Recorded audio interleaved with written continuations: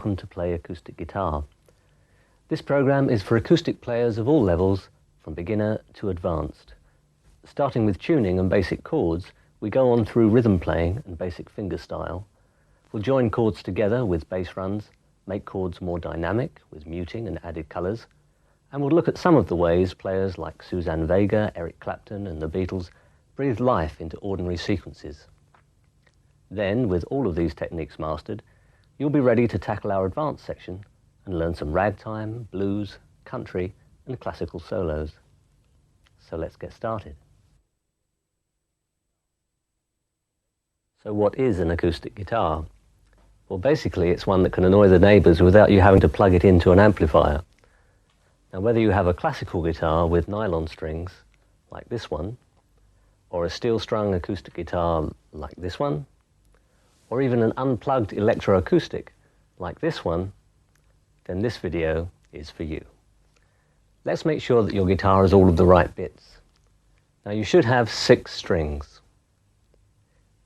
If you have nylon strings, they'll be knotted in place here. If you have steel strings, they'll be fixed by means of pegs like these. Both types of string pass over the bridge saddle, that's the white bit. They go past the sound hole and carry on up the fingerboard, at the top of which they pass through grooves cut in the top nut. That's another white bit here. Now, from the top nut, each string then passes to its own tuning machine. There should be metal frets at regular intervals, the length of the fingerboard. Ideally, the strings should be quite low above the fingerboard. The higher they are, the harder it will be to press the strings down and play them. Too low, however, and they'll buzz and rattle against the frets when you strike the strings. If you have a second-hand guitar, I hope that the previous owner hasn't cut grooves in the bridge saddle in an attempt to lower the strings, or action as it's called.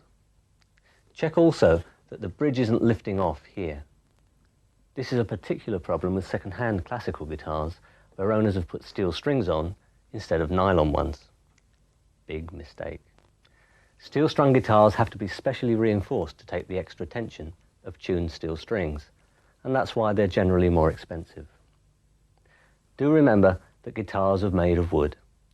Don't leave them leaning up against radiators or on the back seat of the car in blazing sunlight. After all, a guitar isn't just for Christmas. One of my pupils left his guitar on the grass, having serenaded his family one hot sunny afternoon. And by the time he remembered where he'd left it, it looked like Uri Geller had given up spoon bending and moved on to something more interesting. A hard case or a soft cover will keep it dry in the rain and will protect it from average knocks, as well as giving you somewhere to keep your sandwiches. Now, wiping beneath the strings after playing will help to preserve their life and save you money. This is how you do it. Usually a cotton cloth would be best. Just make sure it slides up under the strings, getting out all the bits of horrible gooey stuff you get off your fingers. Back down again. And that's it till you play it again. In the book that comes with this program, I've shown the notes to tune to should you have a piano or keyboard. I've also described the relative tuning method. But you can tune up to my guitar now. So here's the low E.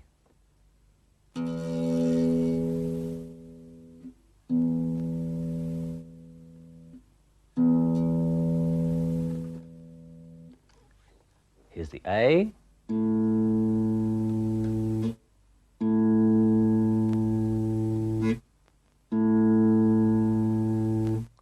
The D.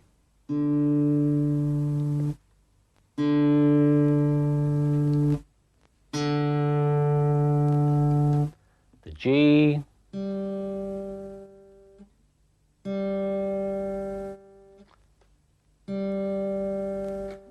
Here's the B.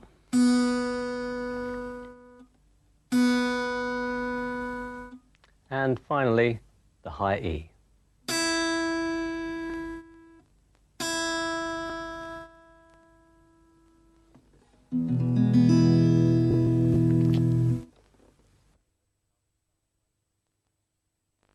Most guitarists start by learning chords because they're relatively easy to play and they enable you to start playing song accompaniments virtually straight away. There's just one thing to settle before we learn our first chord, and that's the numbering of the fingers on your left hand and the numbering of the strings. Now I'm going to assume that you're right-handed. Incidentally, I am left-handed, but it just never occurred to me to learn the other way round. So I play right-handed. Learning something new always feels strange whichever way round you do it. Anyway, this is your thumb. Your first finger, your second finger, third finger, and fourth finger. Now, should you be digitally challenged and be minus the odd finger or two, then you'll have to find some solutions of your own. But take heart, this is quite a common problem. Anyway, the strings are numbered from thinnest to thickest. So high E is the first string. Here's the second string, the third string, the fourth, the fifth, and the low E here is the sixth. Let's learn the chord of E. Put your first finger on the third string just behind the first fret. Now in future I'll say at the first fret, and that will mean just behind but not on the first fret. Keep your first finger in place and put your second finger on the fifth string at the second fret. Don't let go. And finally, put your third finger on the fourth string, also at the second fret. Now don't let your fingers slope and touch the first or second strings by accident. Keep your fingers upright and push behind with your thumb. Now, before your hand drops off, strum the strings with the thumb of your right hand, like this.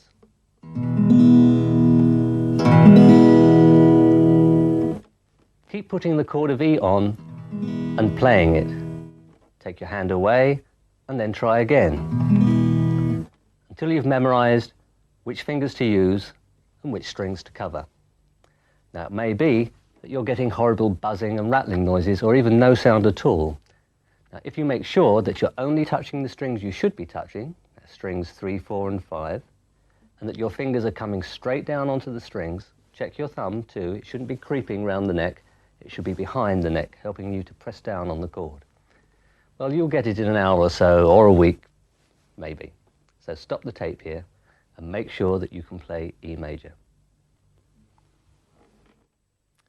Okay, if your fingers are good and sore, we'll look at some more chords. Here's the chord of A or A major. Put your first finger on the fourth string at the second fret. Second finger goes on the third string, also at the second fret. And finally, your third finger on the second string at the second fret. I know it's a bit of a squeeze to get them all in. Now, as before, fingers upright, pressing with your thumb, and strum the strings 4 times with your right hand thumb.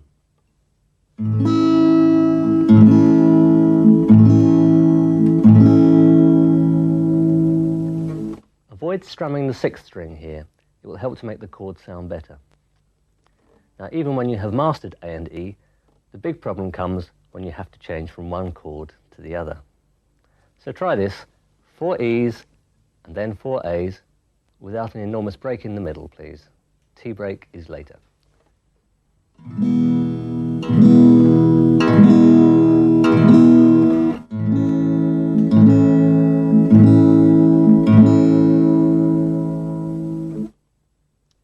If you're ready, here's our third chord, D major. First finger, third string, second fret. Second finger goes on the first string at the second fret. And finally, the third finger tucks in here on the second string at the third fret. Now when you strum this time, avoid both the 6th and 5th strings. Just play strings 4, 3, 2, and 1. Here we go. 1, 2, 3, 4.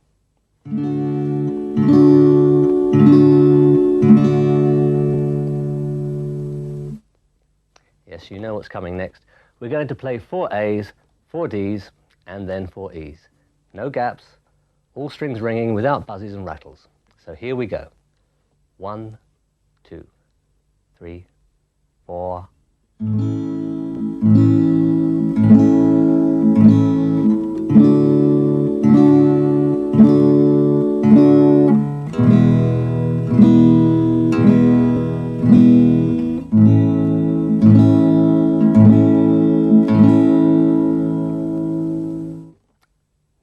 on your way.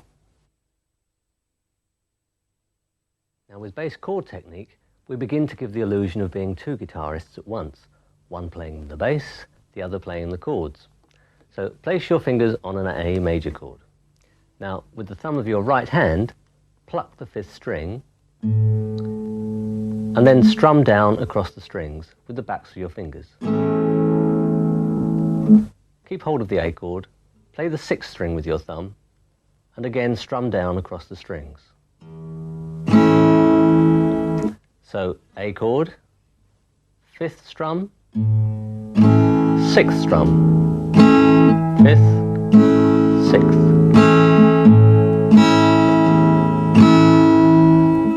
You'll find it difficult at first to pluck the correct string with your thumb, but you'll get it right with practice.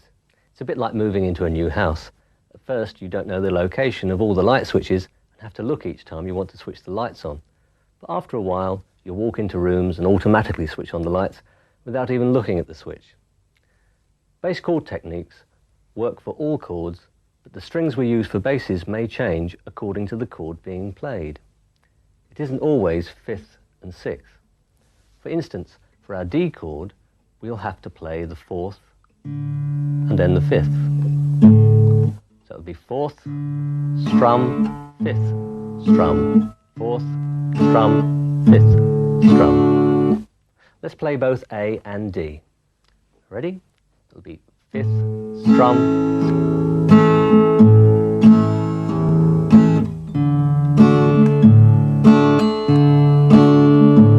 faster.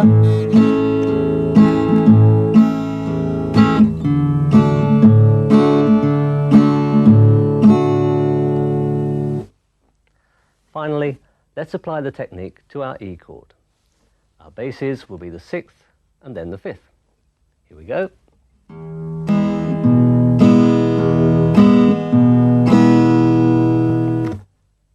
So finally, for this section, we'll play all 3 chords in a progression. A, D, E, and then A. 1, 2, 3, 4.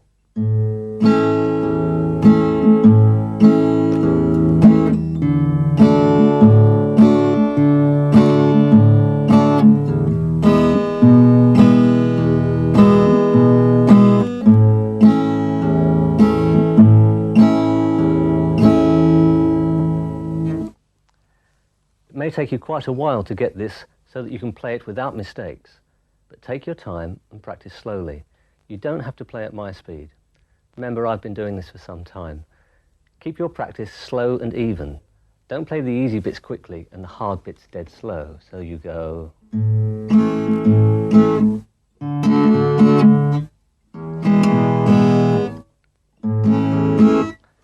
Try to make it like a recording that's been slowed down, so that everything is slower. There are no gaps, and you're playing at a speed that makes it difficult to get it wrong, not impossible to get it right.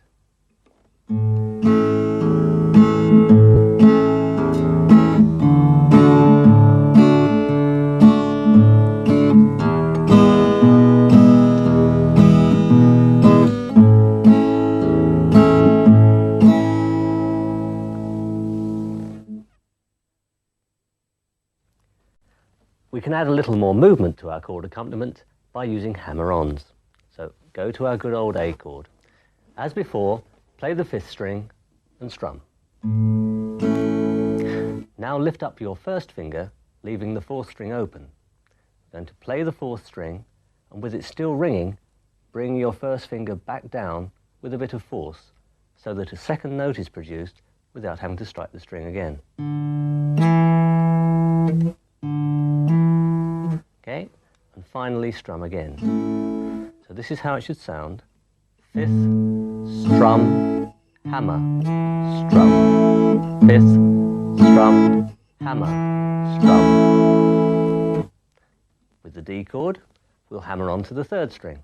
So D chord, 4th strum, hammer the 3rd, and strum.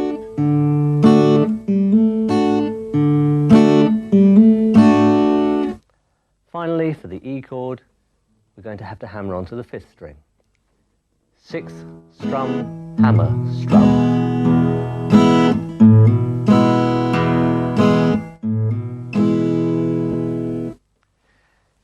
Here's our 3-chord progression again.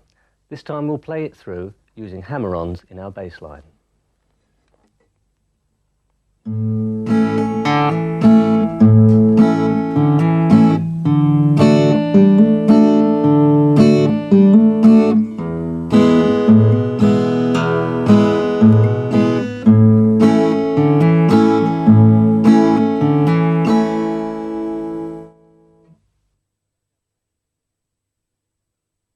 To make our playing more rhythmic, we'll need to learn how to strum both down and up. So far we've only strummed down. Also up to now, we've only used our thumb or fingers to strum. Now if you have a pick, you may want to start using it now. Generally, a pick will give you a greater volume as well as a nice percussive click as the pick strikes the strings. Using your fingers won't produce such a positive sound and will seem a little muted, but it's up to you. Ideally, it would be best to be able to use both methods. I'll describe down-up strumming using both the pick and just what nature provided. Now, strumming using a pick involves angling your pick slightly as you travel down and up and back up again. Don't angle the pick too much though. It must make a good contact with the strings. Confidence is what we need here. Do make sure that you hold onto your pick or it'll go flying off and you won't know where it is until the next time someone gets the vacuum cleaner out. They make a great noise then. Now then, when using your thumb and fingers, you strum down with the fingers and up with the thumb. Once again, the angle is important and it will take a little time till it feels natural. Whichever method you use, try not to look like this. Just relax. Let the natural weight of your arm produce the downstroke. Let's try some down-up strumming, but with a new chord. Here's the chord of G. Yes, I know there's a bit of a stretch in there, but you can do it. Check the chord. No buzzes or rattles. Now strum down-up 4 times. Here we go. 1, 2, 3, 4. 1, 2, 3, 4. 1 and 2 and 3 and 4. I'll just do that with my fingers and my thumb so you can hear the difference. 1, 2, 3, 4.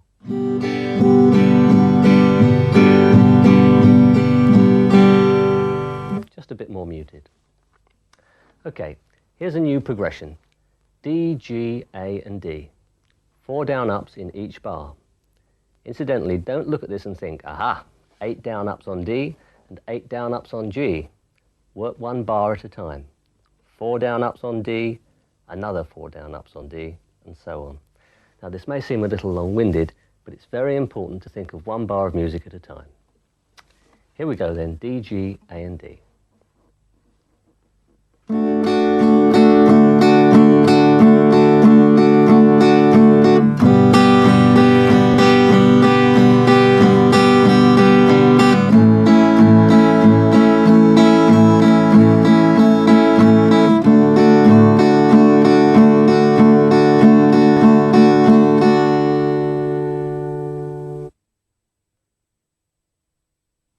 We now have a very important exercise.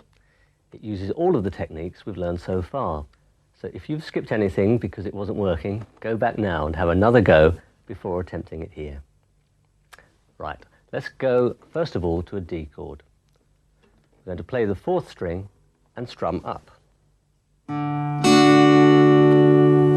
Next, strum both down and up.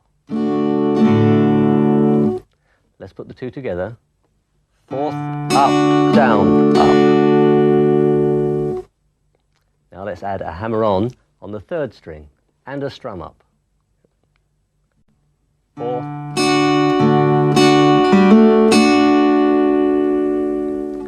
Finally, 1 more down up to complete the pattern.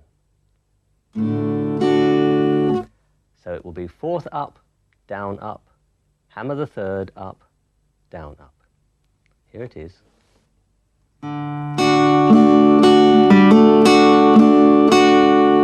One more time.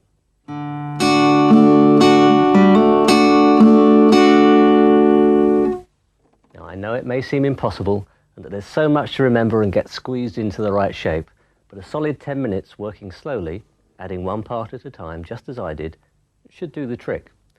Make sure that you can play the pattern on D before you move on and play it through our progression. Incidentally, to play the pattern on a G chord, we need to play the 6th up, down, up, 5th hammer, up, down, up. Now, hammering onto the 5th string, you may find that your 2nd finger obstructs the 5th string and stops it ringing. Well, the short answer here is don't let it.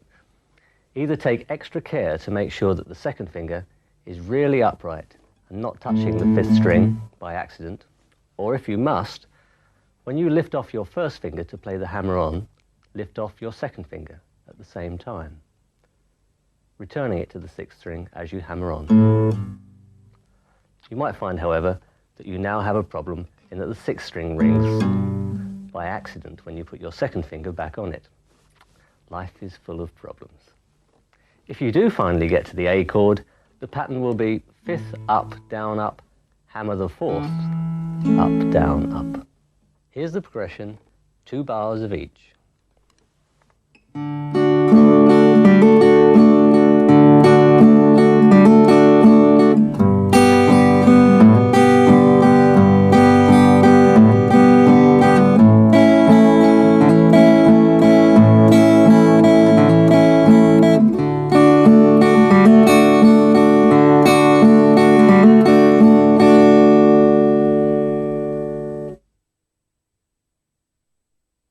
Yes, I know that last exercise was a bit tough, so we'll ease up a bit and just catch up on some more chords and sequences. There's probably a whole week's work in each sequence, so do remember to work the stop and rewind controls with a vengeance.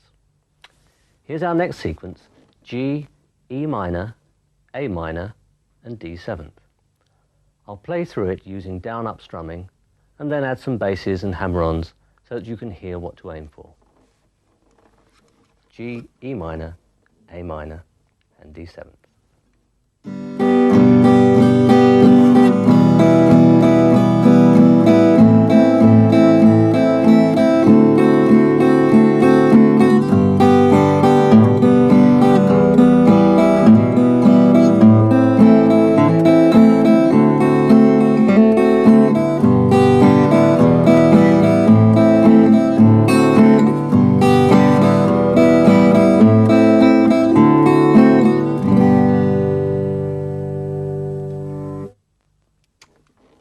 Okay, here's another sequence.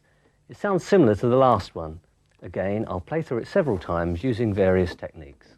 C, A minor, D minor, and G7. Here we go.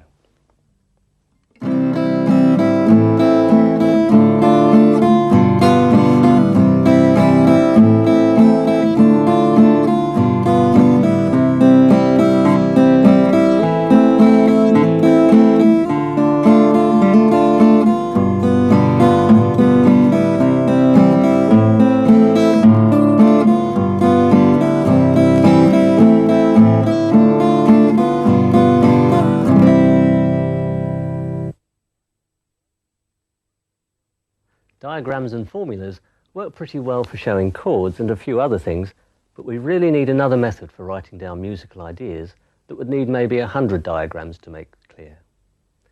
Ordinary music notation is probably the very best method, but in order to be able to read most pop, rock, blues and folk guitar music, you would need to study music reading for some while to make any sense at all of standard notation. Fortunately, there is a method of writing down music that can be understood by absolute beginners, provided they can count up to 12 or maybe 15. Guitar tablature, or tab for short, has 6 lines which represent the 6 strings of the guitar. This is the 1st string, the thinnest, and this is the 6th string, the thickest. If I want you to play a string, I'll write a number on the appropriate line. An O means to play the string open, with no left-hand fingers on the frets. A 1 would mean to play the 1st fret, a 2, the 2nd fret, and so on. It reads from left to right in the normal way. Now in this example, we have nothing to play on the 1st string, but on the 2nd string we have a 1, so we must play the 2nd string, 1st fret. On On the second string again, we have another 1. Again, I play the second string at the first fret. Our next note is also on the second string, but this time the tab tells us to play the 3rd fret. Second string again, this time played open. The next note is the second string, 1st fret. Finally, we have the second string played at the 3rd fret. Yes, that lot didn't sound very musical, did it? And this is the problem with tab. Unlike music, it doesn't tell you how long to hold the notes for. Tab is only useful for music that we already know the sound of. The tab just tells us which notes to play. We have to know the sound of the music before we play it.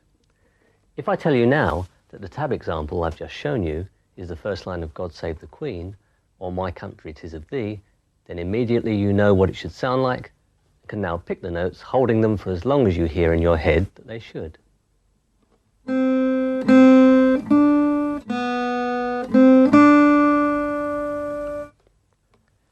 I'm sure some of you found that a little complicated, so wind back the tape and listen again. When reading tab, you need only ask yourself 2 questions. Which string and which fret? In that order. That's all the tab is telling you. Incidentally, many songbooks and specialist guitar magazines use tab these days to show exactly what's being played on discs and tapes. So understanding tab could eventually give you a lot of pleasure. I'll be using tab throughout the rest of this program where appropriate. So do work carefully through this section. Now that we've looked at tab, I can show you some bass runs. Instead of having a block of one chord and then a block of another, we can smooth things out by using bass runs as a bridge between 2 different chords. In this chord sequence, we have 2 bars of A followed by 2 bars of D. For my first bar of A, I'll play our earlier pattern of bass up, down, up, hammer up, down, up. In the second bar, we'll play the following bass run. As you can see, we start with the 5th string open. The 5th string open again, the 5th string 2nd fret, and the 5th string 4th fret. This is how it sounds. So the 2 bars of A together will sound like this.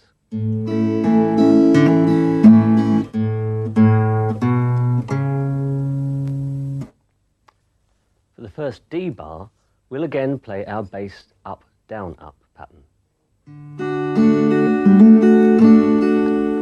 And for the second D, because we'll be going back down to the A, we have another bass run. It starts with the 4th string open, played twice, then the 5th string 4th fret, and the 5th string 2nd fret. Here's the bass run by itself. Finally, here are the 4 bars all the way through.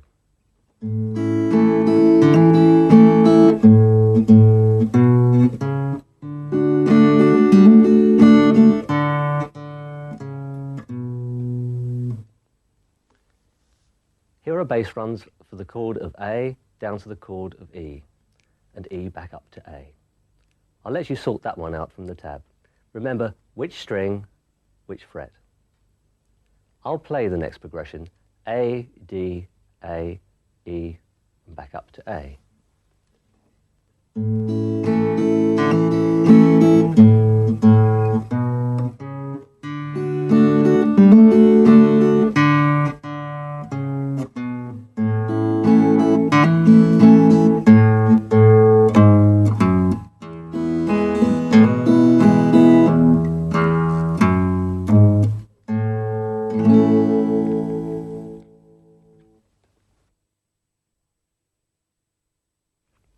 A bar of G. What does that mean? How do you know what to play? Okay, you know what a G chord is, but do you just strum down and up a certain number of times? Or do you use bass chord technique or hammered-on basses? Well, a lot of the time, the choice is yours. This is what makes guitar playing so satisfying. You're creating the music as you go along. But you can't just make up things out of thin air. You need to have some choices. So let's look at some different ways of approaching a single bar of G. Bars of music are made up of a number of beats. Mostly it's 4, sometimes it's 3 or 6, although there are others.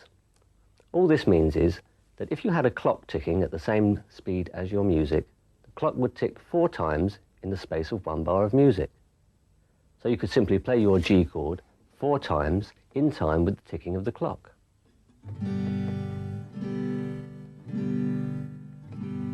This is called playing crotchets. So in a song like Amazing Grace, it would sound like this.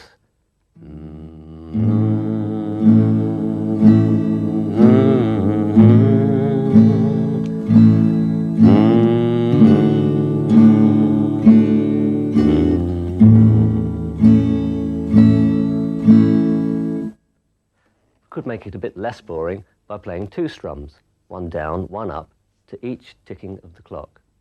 This is called playing quavers. Try this.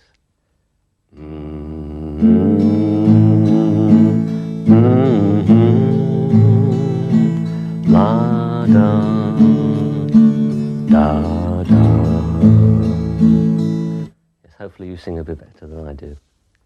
I mean, that sounded better, but not that interesting.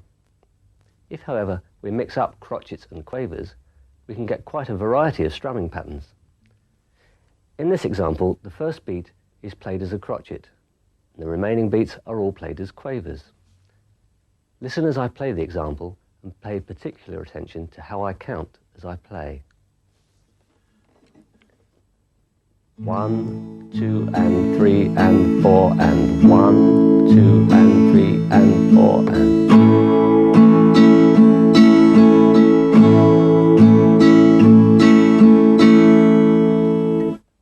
How about this one? 1, 2, 3 and 4 and 1, 2. I'll just do that a little bit quicker for you so you can hear how it sounds in a song.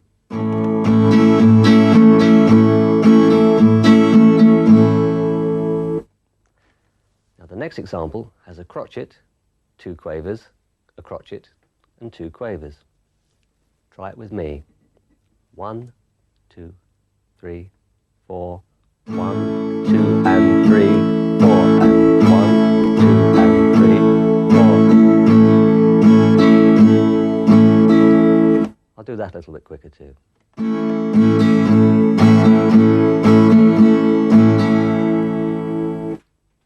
Here's the last example.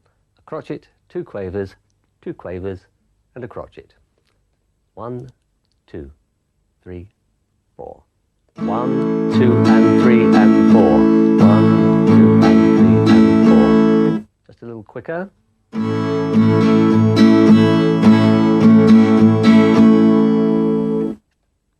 Let's now apply that to our chord sequence of G, E minor, A minor and D7. I'll play through the sequence using each of the 4 different rhythm patterns. Listen to them first and follow them on the screen, and then try the exercise for yourself. I'll start with number 1. 2, 3, 4. 1, 2 and 3 and 4 and 1, 2 and 3 and 4. Here's number 2. 1, 2, 3 and 4 and 1, 2, 3 and 4. And number 3. 2 and 3, 4 and 1, 2 and 3, 4 and 1. Number 4.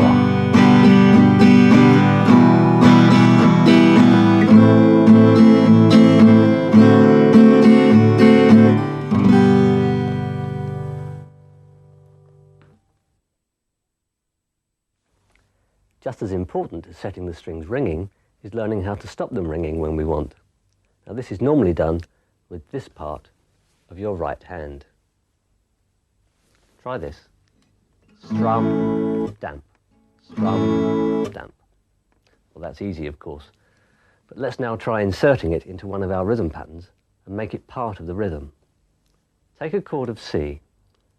We'll play rhythm pattern number 2, but instead of strumming the crotchet on beat number 2, we'll damp the strings.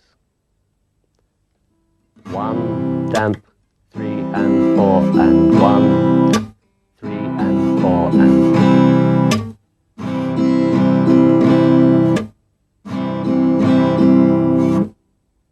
now apply the same idea to rhythm pattern number 1, we will damp instead of playing the down strum on beat number 2, but we still do have to play that up strum that follows on the count of 2 and. Try it slowly on the C chord. 1, damp, up, down, up, 1, damp, up. Try it with this progression. C, A minor, D minor, G7. Here we go. 1.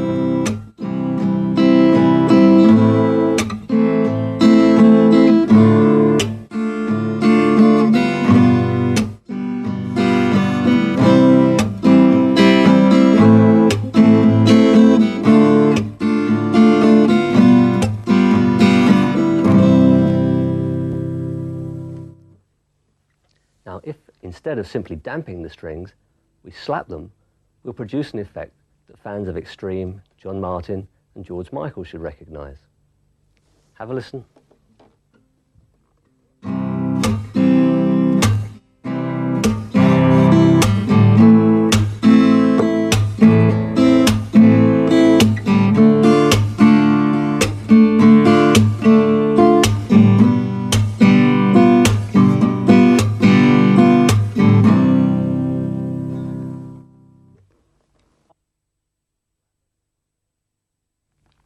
Grab an A minor chord.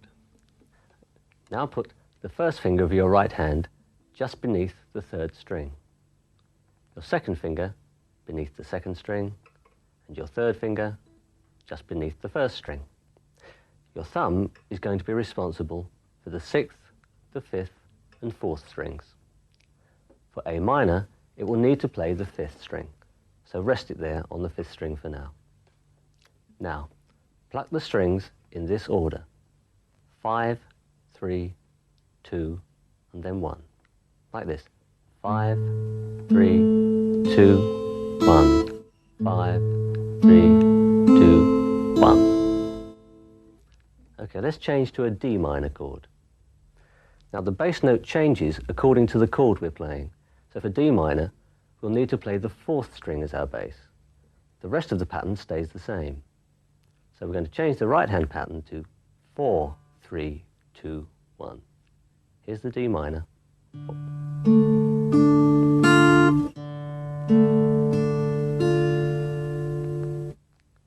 For E, we must use 6, 3, 2, 1.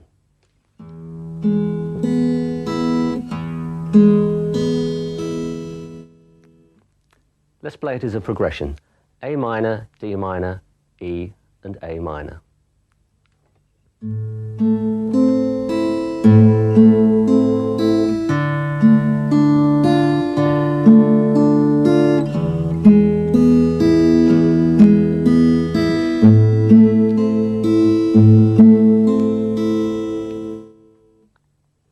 Learn this by heart, and then come back and I'll show you another picking pattern.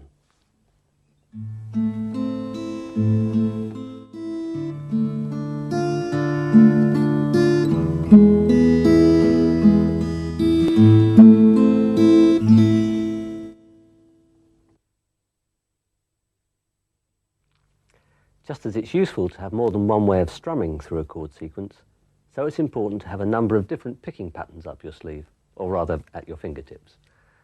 Pattern number 2 is longer than our first pattern and fills a whole bar of 4 beats with quavers. It works particularly well with ballads. It's been used by Eric Clapton in Wonderful Tonight, Mark Knopfler in Why Worry, and Just When I Needed You Most by Randy Van Warmer. Start with a G chord. Our bass note will be the 6th string. Here's the pattern.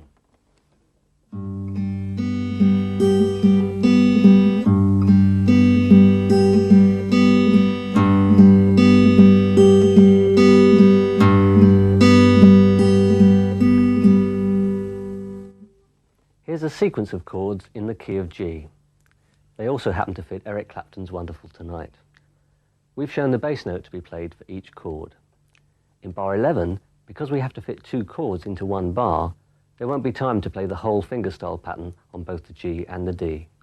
So for the G, play 6, 3, 2, 3, and for the D, play 4, 3, 2, 3. It'll take a little while to learn this by heart, but it will be worth the effort. When you can play this without looking at the chord sequence, come back and I'll show you my favourite finger-picking pattern. We'll see you then.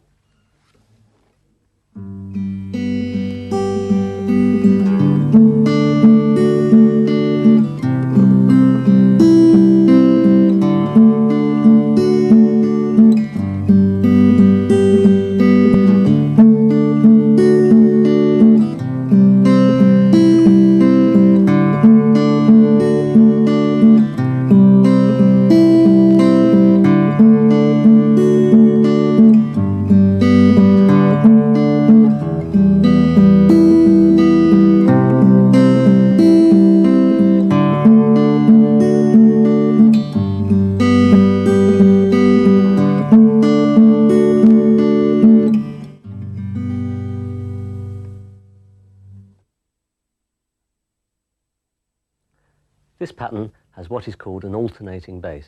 Your thumb will rock back and forth between the 5th and 4th, or the 6th and 4th strings.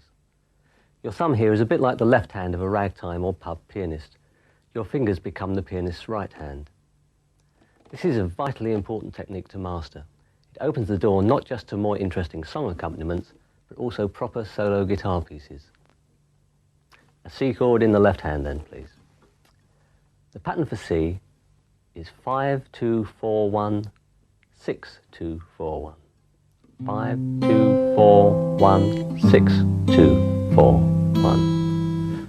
The thumb will be playing the 6th, 5th and 4th strings as they occur. Your fingers play the 1st, 2nd and 3rd strings in the normal way. I'll do it slowly.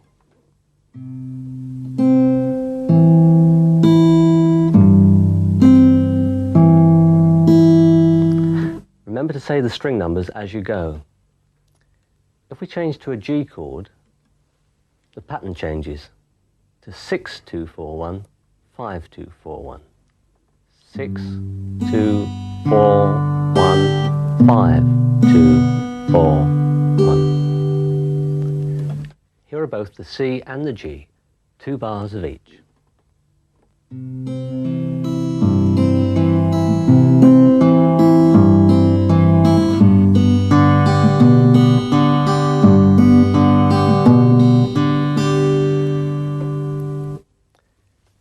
Here's another chord sequence to memorise.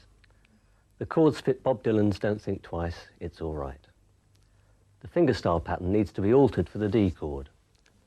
Whenever the D occurs, play 4-2-3-1, 5-2-3-1. And breaking our earlier rule, notice the 4th and 3rd strings are played using your thumb.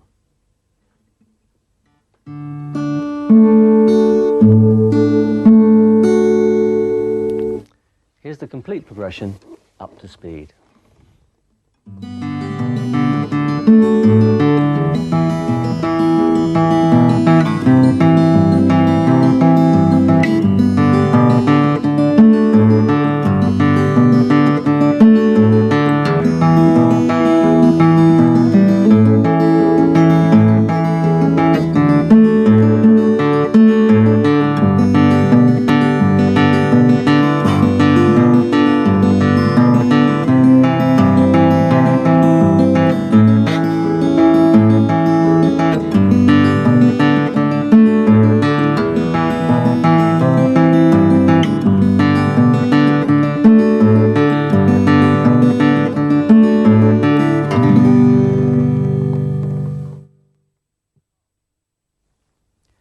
So far, we've learned how to make chords sound more interesting by using fingerstyle patterns, different strumming ideas, damping, and some hammer-ons. We're now going to look at adding some colour to the chords themselves. The following ideas come from the playing of Tracy Chapman, John Lennon, Sting, Suzanne Vega, and many others. Let's start by going to an A chord. Keep hold of the chord, but also put your 4th finger, or pinky, on the 2nd string at the 3rd fret. This is A suspended 4th, or A sus4. Now here are 2 bars of A. They can be made to sound much more interesting if we add A suspended 4th to the progression. Listen to this.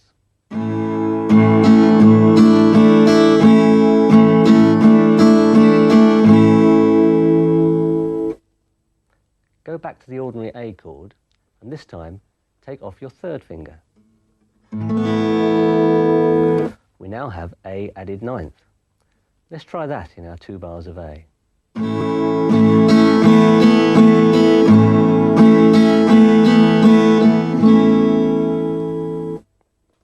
There's even time to put both the sus4 and the added ninth in. John Lennon used this idea for Happy Christmas, War is Over.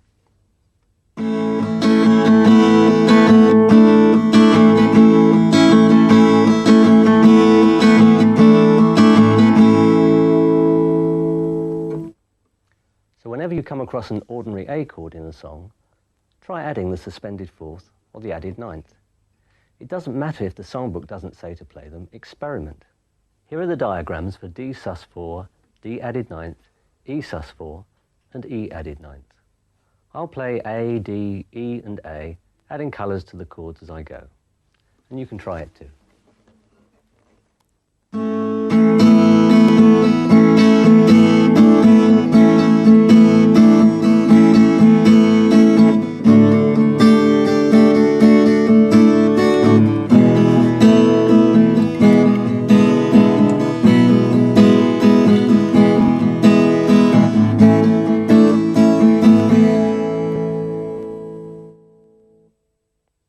In the book that accompanies this program, I've shown the sus4 and added ninth colours for all of the chords we've learned so far.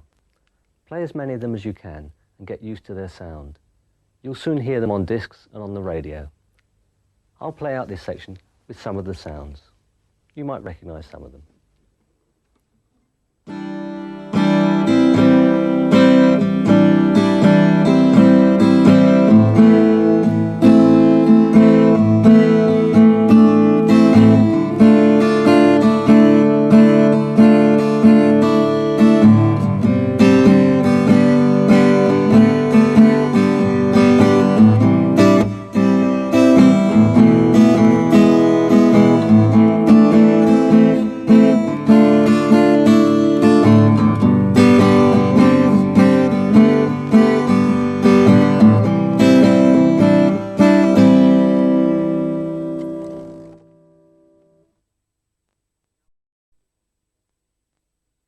We now move on to the intermediate section of the course. It would be best if you can play all of the examples from the early part of the tape. It will make what's coming up a lot easier. There's a lot that can be done with basic chords and the techniques we've shown you.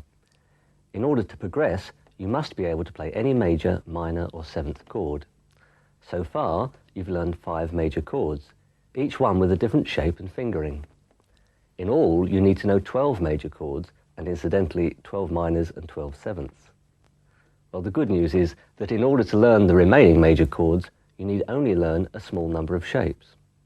Put your first finger so that it lies across all 6 strings at the 5th fret. In fact, put your finger actually on the 5th fret, like this. Your thumb should be behind the neck. Now, roll your finger backwards slightly and keep it there. I know it hurts. And quickly, put your second finger on the 3rd string at the 6th fret. Put your 3rd finger on the 5th string at the 7th fret, and finally your 4th finger on the 4th string, also at the 7th fret.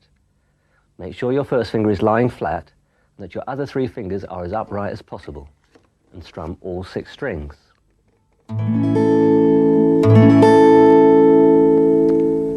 Okay, give your hand a rest. When you put the chord on again, watch to see that your hand looks like mine. Don't let these fingers slope and fall foul of other strings.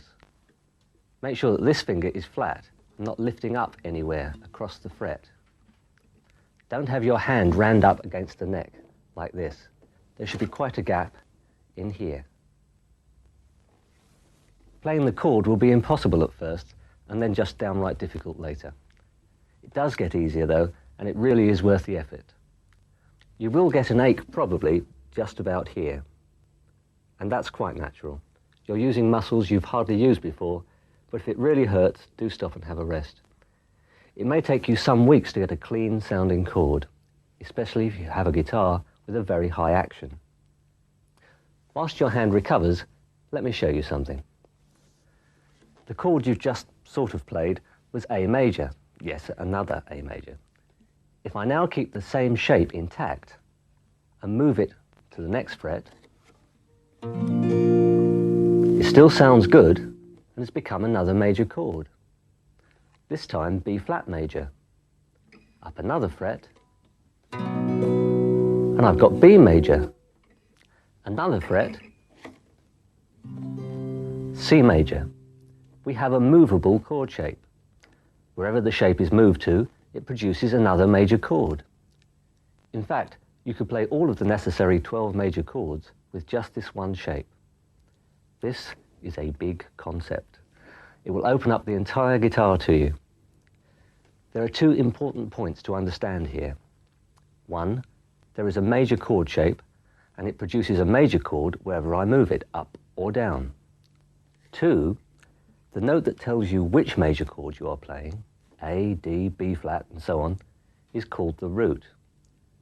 This chord shape has its root here on the 6th string. This is the note that names the chord. Here at the 5th fret, this note is A, so this is A major. At the 7th fret, this note is B, so this is B major.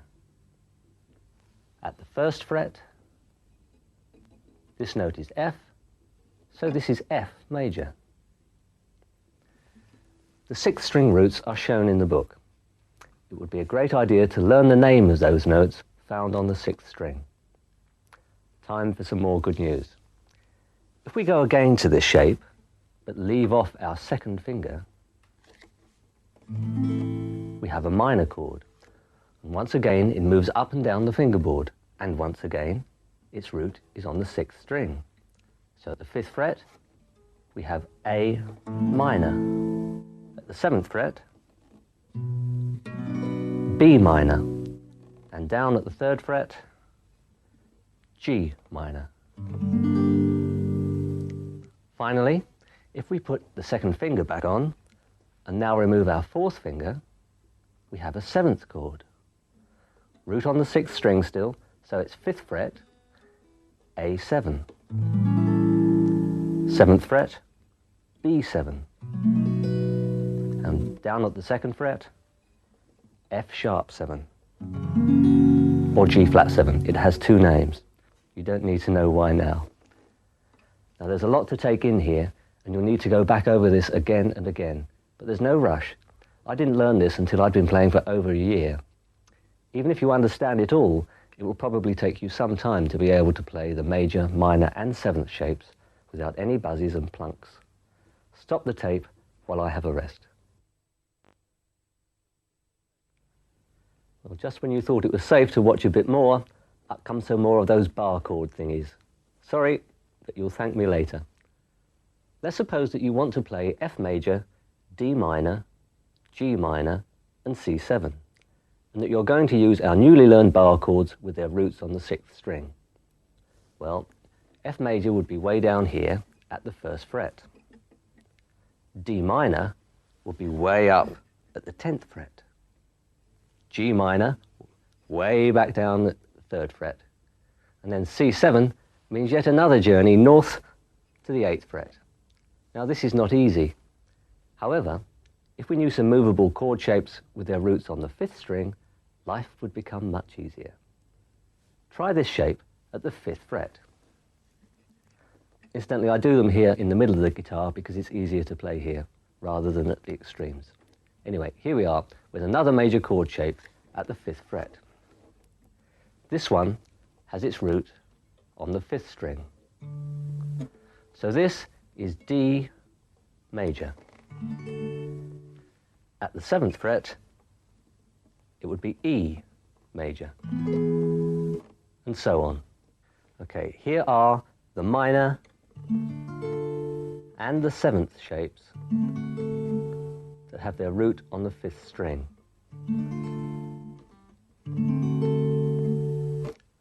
Let's now look again at that chord progression in F.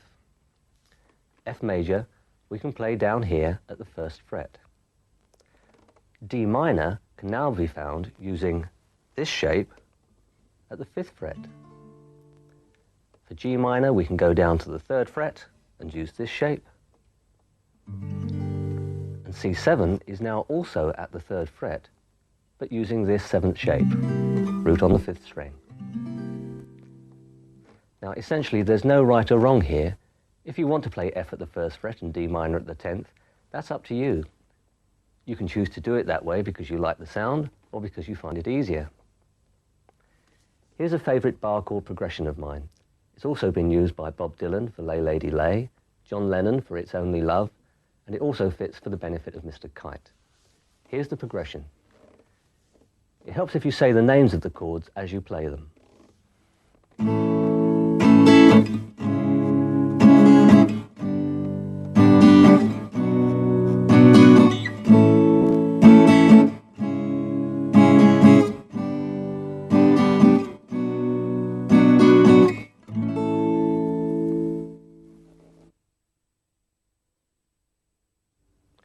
We now reach the riffs and rhythms section of our video. If you go to a music shop on a Saturday morning, you'll hear many of these pieces, where many of the practicing guitarists go in and show us what they know. I'm going to start with the end of a song. This is one that is very popular in blues. Let's do that again.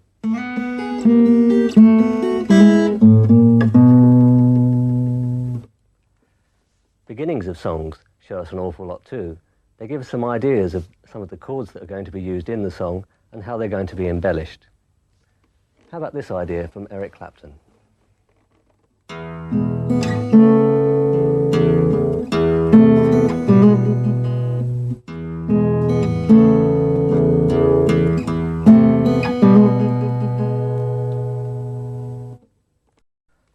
Sometimes people play just ordinary chords like G, E minor, C and D, but the rhythm they use, or maybe sometimes they keep one finger held in one place while they change chords to give us some kind of interest.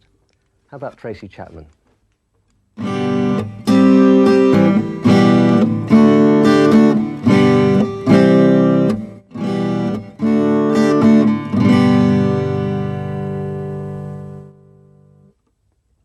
Here's an idea where we have a D chord and a descending bass line.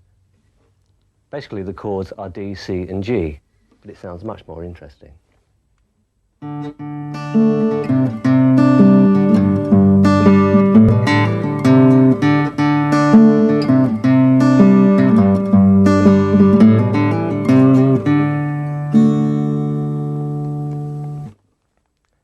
Minor chords present a particular problem since we don't have many songs that start with minor chords.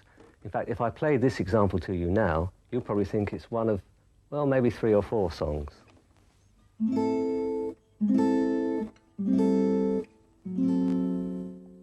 But if I change the rhythm to that, maybe add a few extra notes,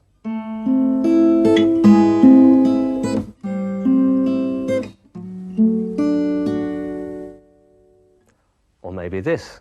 This will remind you of Dick Van Dyke.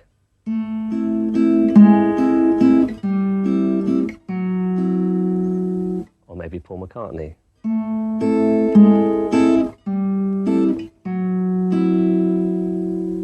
Experiment for yourself, moving notes about while you hold on to chords.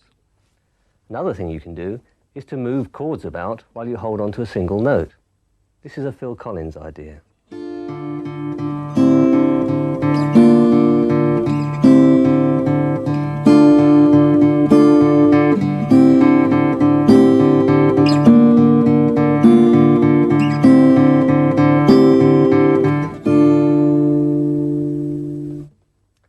Sometimes just removing a few fingers from a chord and putting them back on, maybe with hammer-ons, can suggest whole new ideas to you. How about this from Mark Knopfler?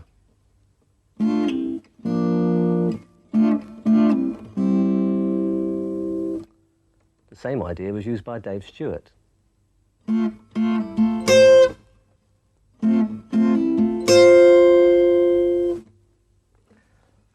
Sometimes you can go to a single chord and just add as many notes as you can. Peter Green used a D chord very creatively, like this.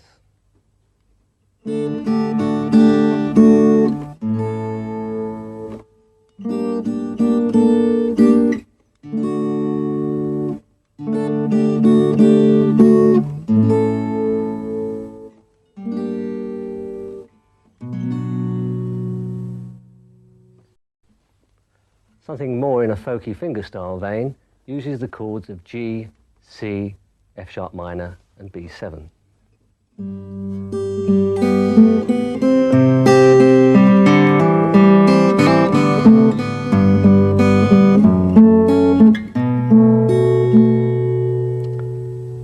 That's from the playing of James Taylor. James Taylor also has some other things that he does using added ninths and suspended fourths like we used earlier, mostly around a D or A chord, like this.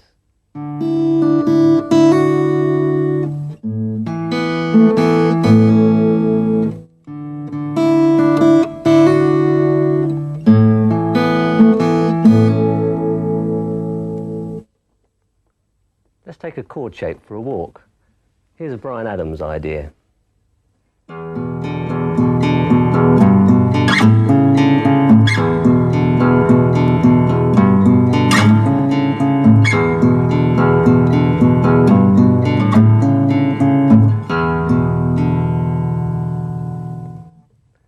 Even our strumming and hammer-on techniques can be used to good effect.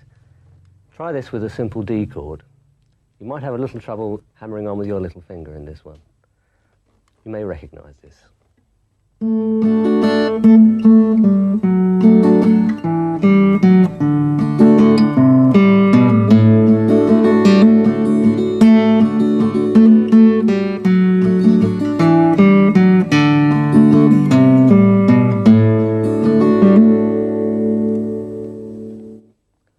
And what about our bass runs?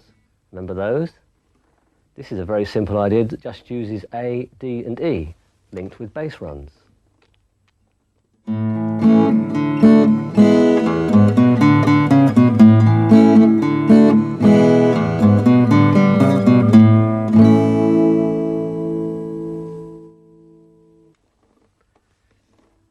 Here's a particularly difficult fingerstyle riff.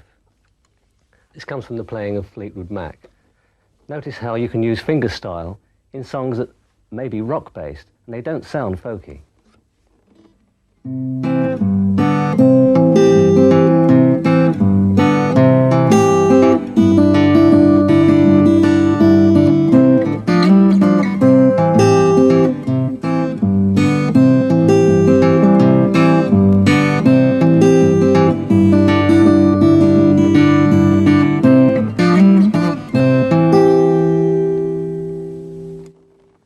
Simple A minor chord, take off a finger, twiddle your fingers, and you get something instantly recognizable.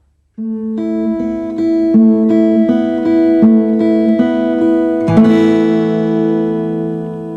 I wish I'd thought of it. How about this one? Here's another D chord idea. D seems to provide a lot of inspiration to people who write this kind of thing.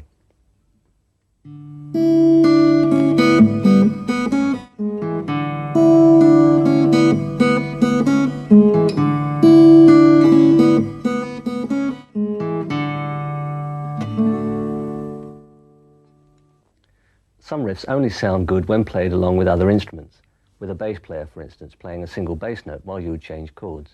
This idea is from the Pretenders, but I'm going to keep this fifth string A bass playing as though I were a bass guitarist. You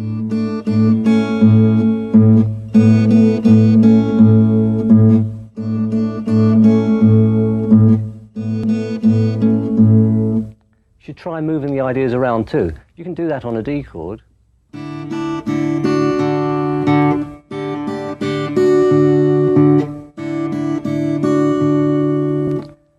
Since we've had so many D examples, let's finish on one.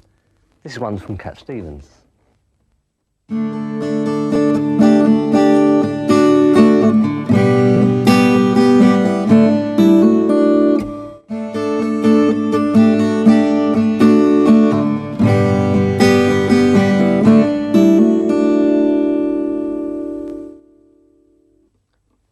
Now, all of these examples are written out in the booklet that accompanies this program. I suggest that you learn your favourites first, and then maybe go to that D chord and start making up some ideas for yourself. Have fun. If you can play all of our fingerstyle patterns earlier, and some of the examples from the riffs and rhythms section, you'll be ready to tackle something a little longer and a little more demanding. I'm going to play 4 solos now in different styles to give you a flavour of what country or blues or classical might feel like. And then you can decide maybe where you want to go next. So the first one I'll play is a ragtime tune, and this is called Harris's Rag.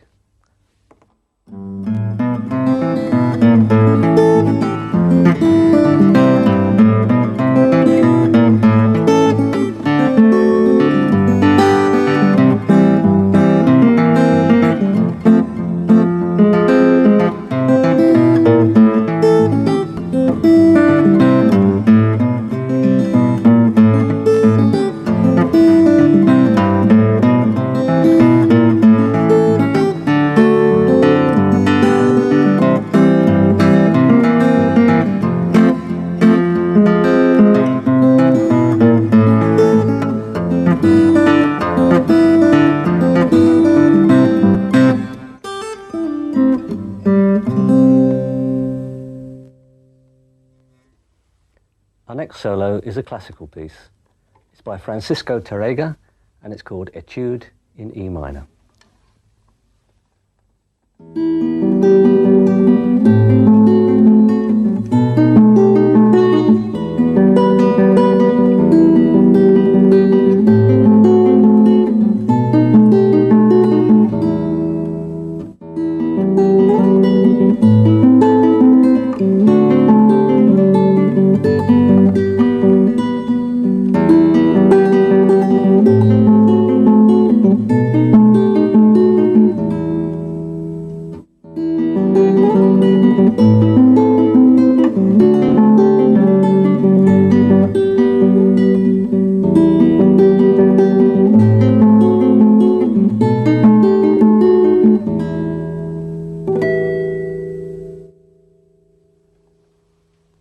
Our next solo is a traditional American tune called Wildwood Flower. If you were to sing it, it would be a folk song. Played as I'm playing it, it's a country solo, and at double the speed, it would be a bluegrass solo. So this is Wildwood Flower.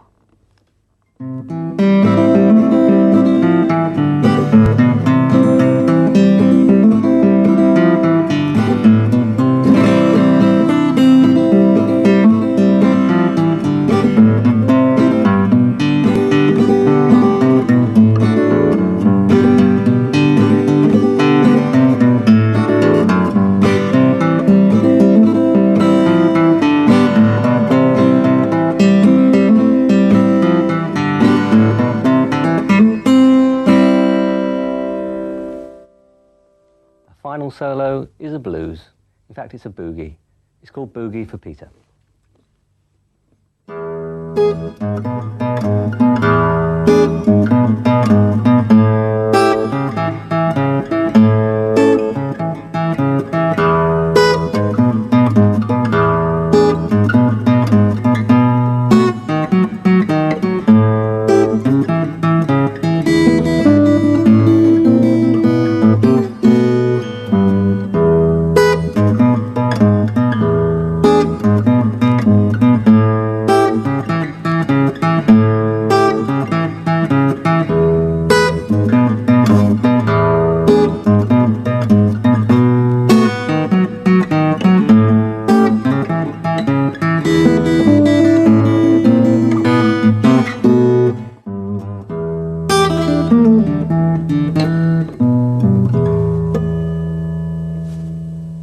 You'll find all of the solos written out in tab in the book that accompanies the program.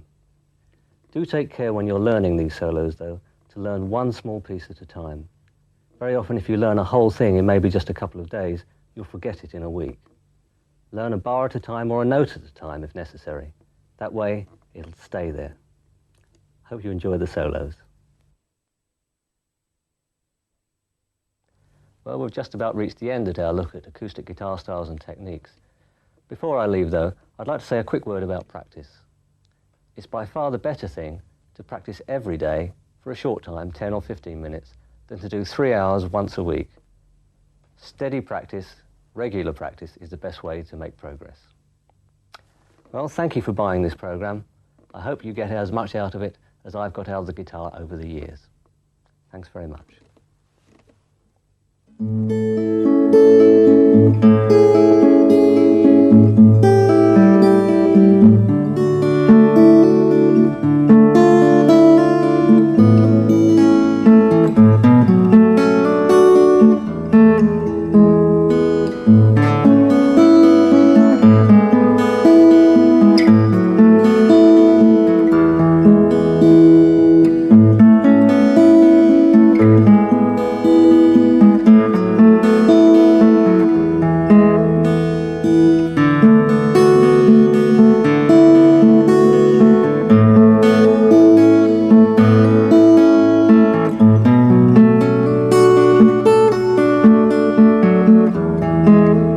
you.